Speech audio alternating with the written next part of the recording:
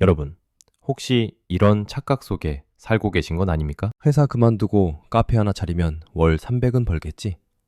치킨집 하면 최소 200은 남겠지? 편의점은 안정적이잖아. 그런데 말입니다. 제가 2025년 9월 성수동에서 만난 카페 사장님은 제게 이렇게 말했습니다. 손님, 다음 달에 문 닫습니다. 월 매출 2천만 원 찍는 카페였습니다. 인스타 팔로워 5만 명. 웨이팅까지 있던 곳이었습니다. 그런데 왜 망했을까요? 임대료가 450에서 520으로 올랐습니다. 겨우 70만 원 차이. 그런데 이 사장님의 실제 순이익이 얼마였는지 아십니까? 150만 원이었습니다. 하루 10시간씩 일해서 말입니다. 편의점 알바보다 못한 시급. 사장님은 쓸쓸하게 웃으며 말했습니다.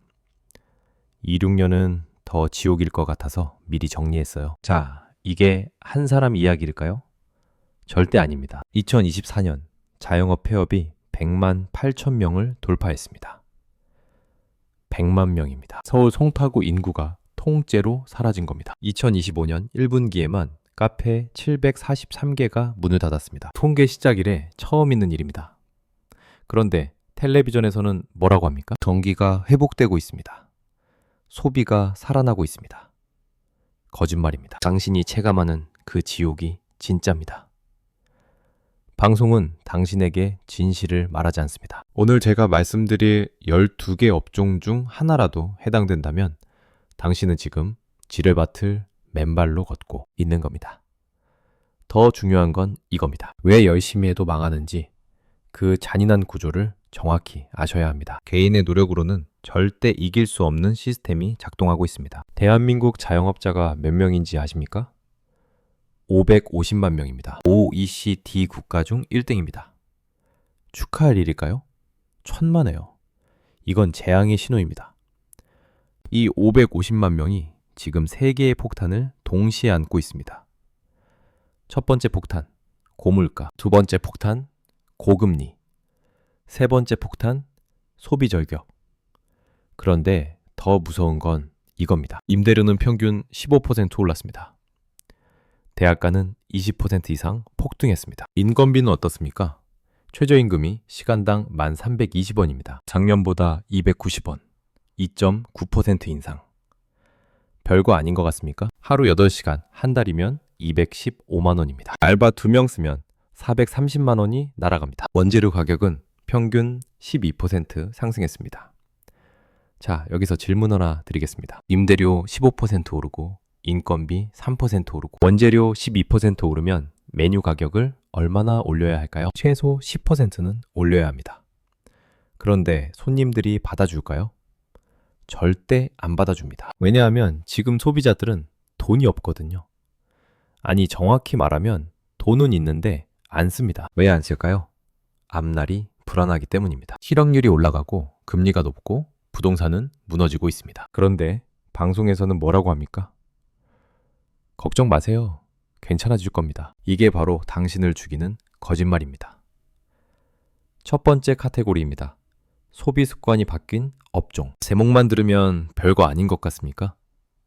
천만에요.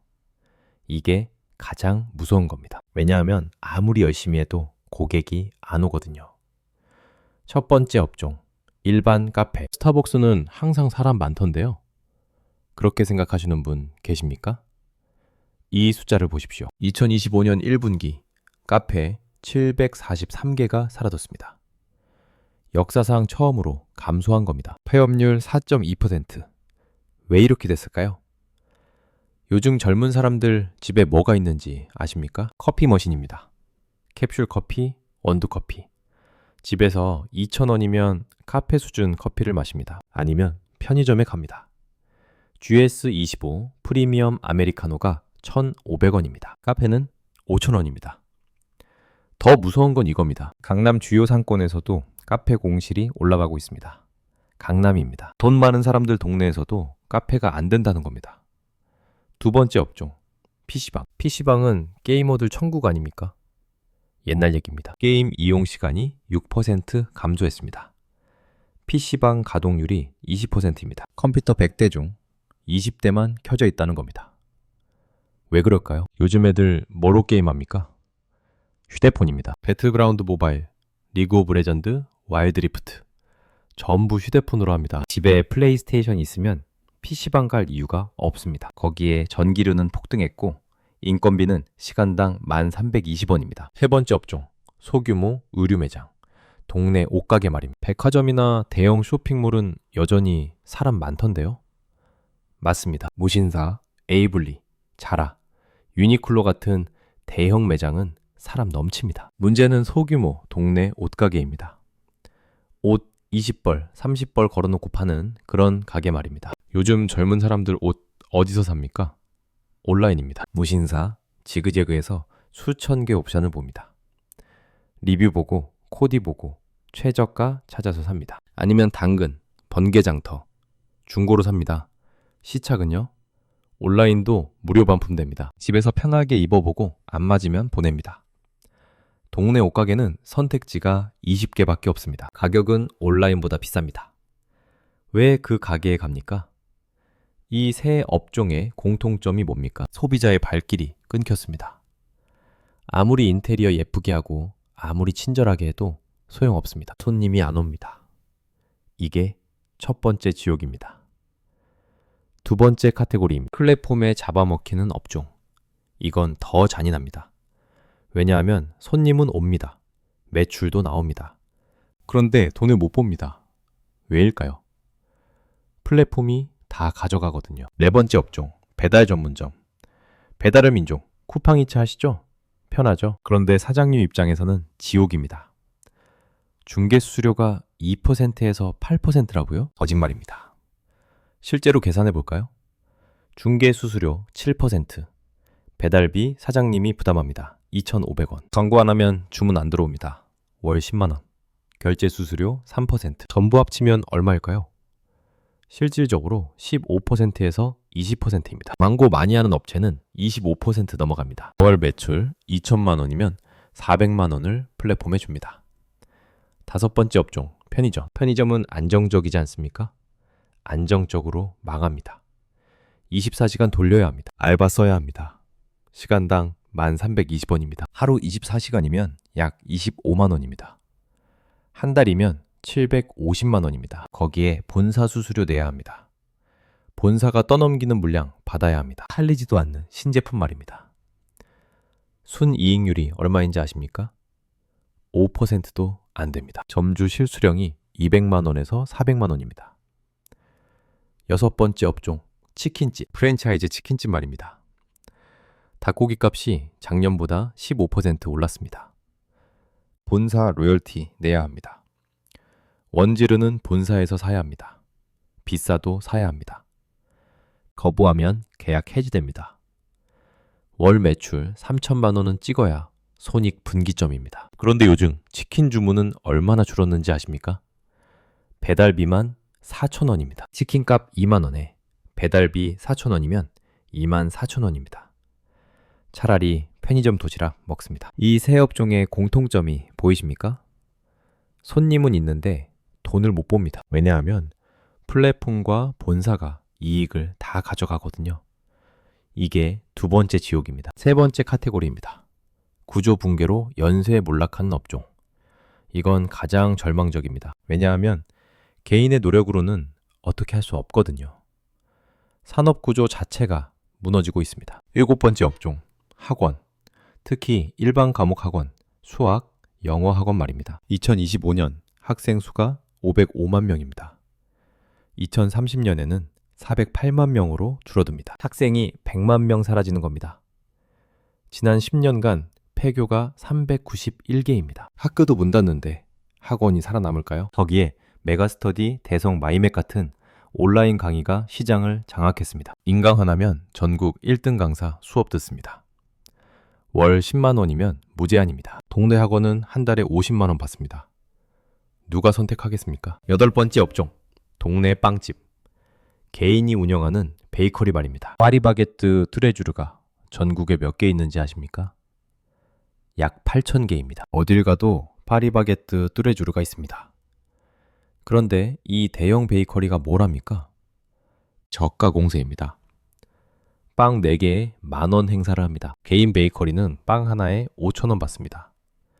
손님들이 어디 갑니까? 당연히 대형 베이커리 갑니다. 실제로 3년간 베이글 가격이 44% 올랐습니다. 소금빵은 30% 올랐습니다. 개인 베이커리는 가격 경쟁력이 전무합니다. 9번째 업종, 네일샵과 미용실. 만원대 네일샵 보셨습니까? 만원대 커트 미용실 보셨습니까? 요즘 엄청 많습니다. 프랜차이즈입니다. 가격을 확 낮춰서 고객을 빨아들입니다. 개인 네일샵은 5만원 받습니다. 프랜차이즈는 15,000원 받습니다. 경쟁이 됩니까? 이 세 업종의 공통점이 뭡니까? 개인의 노력으로 버틸 수 없습니다. 산업구조 자체가 붕괴하고 있습니다. 대형 프랜차이즈 온라인 플랫폼 저출산. 이 거대한 파도 앞에서 개인은 무력합니다. 이게 세 번째 지옥입니다. 네 번째 카테고리입니다. 예상 밖 신흥 위험 업종. 이건 요즘 뜨는 거 아니었습니까? 맞습니다. 뜨긴 뜹니다. 그런데 더 빨리 무너집니다. 왜냐하면 뜨는 업종일수록 경쟁자가 빠르게 몰리거든요. 10번째 업종, 무인 점포, 무인 아이스크림, 무인 편의점, 무인 세탁소. 요즘 대세 아닙니까? 인건비 안 들고 24시간 돌아가고 완벽해 보입니다. 그런데 현실은요, 소비자 신뢰도가 바닥입니다. 왜냐하면 관리가 안 되거든요. 그럼 누가 관리합니까? 사장님이 직접 가야 합니다. 원격 관제 시스템, 돈 엄청 듭니다. 수리비가 더 듭니다. 재고 관리 직접 해야 합니다. 실제 수익률이 일반 점포의 50%에서 60% 수준입니다. 인건비 절약한 만큼 관리비로 나갑니다. 11번째 업종, 반려동물 관련 소규모 업체. 펫 시장 엄청 크다고 하지 않습니까? 맞습니다. 시장은 큽니다. 그런데 그 시장에 몇 명이 뛰어들었는지 아십니까? 과푸아입니다. 동네마다 펫샵, 펫카페, 펫호텔이 생겼습니다. 초기 비용이 얼마나 드는지 아십니까? 최소 3천만 원에서 5천만 원입니다. 폐수 기간은 3년 이상입니다. 그런데 버틸 수 있습니까? 대형 체인들이 저가 공세를 펼칩니다. 대량 구매로 원가를 낮춥니다. 개인은 못 이깁니다. 12번째 업종, 소규모 스터디 카페. 대학가 주변 스터디 카페 많이 보셨죠? 요즘 얼마나 망하는지 아십니까? 대학가 공실이 역대 최고입니다. 왜일까요? 학생 수가 줄었습니다. 저출산 때문입니다. 거기에 스타벅스 리저브 같은 대형 카페가 들어옵니다.